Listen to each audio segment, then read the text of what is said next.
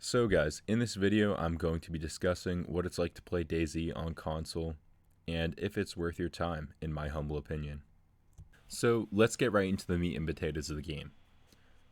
This game takes place in Soviet Russia in a post-apocalyptic state. It's a survival-based game, so there is no storyline. The story is created through your character's various encounters and choices. Personally, for me, to stay engaged with a game like this and to come back wanting to play, I had to set personal goals since there's no story or objectives really pushing you forward. It's all intrinsic motivation.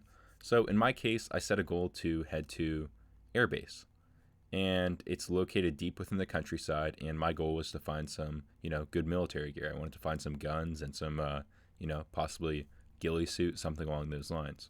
Now, the reason that this is challenging, it may not seem like much of a challenge just to head, to some place and loot it up, but in DayZ, the map is huge, navigation is tricky, you'll have to find a compass before, you really understand the map and you can just head to places just based off landmarks. And also, you're going to have a good supply of food and water and bandages and, an axe or something to defend yourself against any players or zombies. So after I managed to complete that goal, I was able to find a few assault rifles and ammo for them. I set a goal to PK another player, and things took a bit of a surprising turn. The first player I encountered kind of walked up on me while I was fishing, and he ended up being very friendly, and I couldn't pull the trigger on this guy. He was straight up offering me food and drink when he first met. So this brings me to my next point, and I feel like the game is dead on Xbox at least.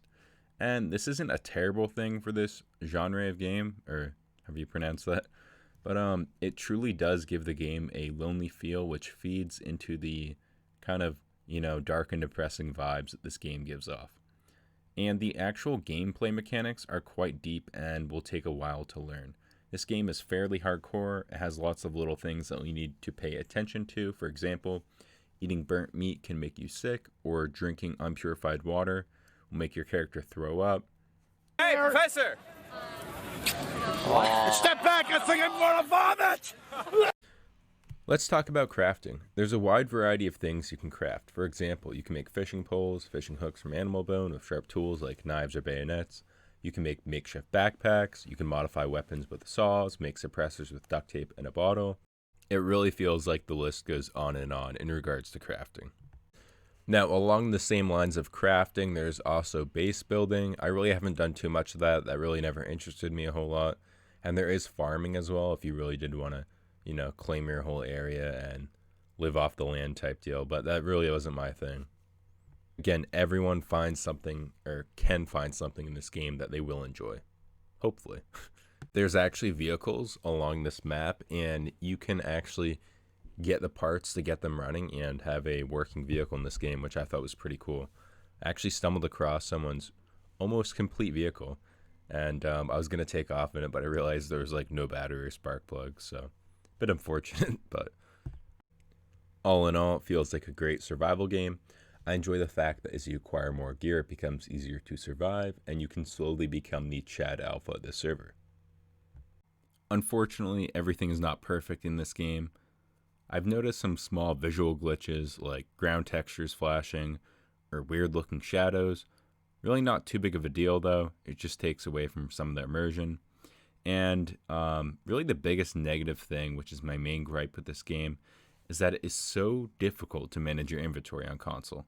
I've seen videos of people playing DayZ on PC and the looting really looks seamless compared to console.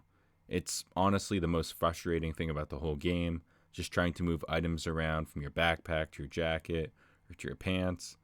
And one of my friends quit out of frustration due to the looting inventory system in the game. So I do want to end this on a good note. So I'll say that the zombies are quite amusing to fight. And the graphics aren't that bad looking. It's definitely not groundbreaking graphics, but it's not an ugly game. And it can be quite meditative, just walking through the various landscapes. Overall, guys, I really wouldn't recommend buying this game since it's priced at $50. It feels a bit unpolished and unfinished.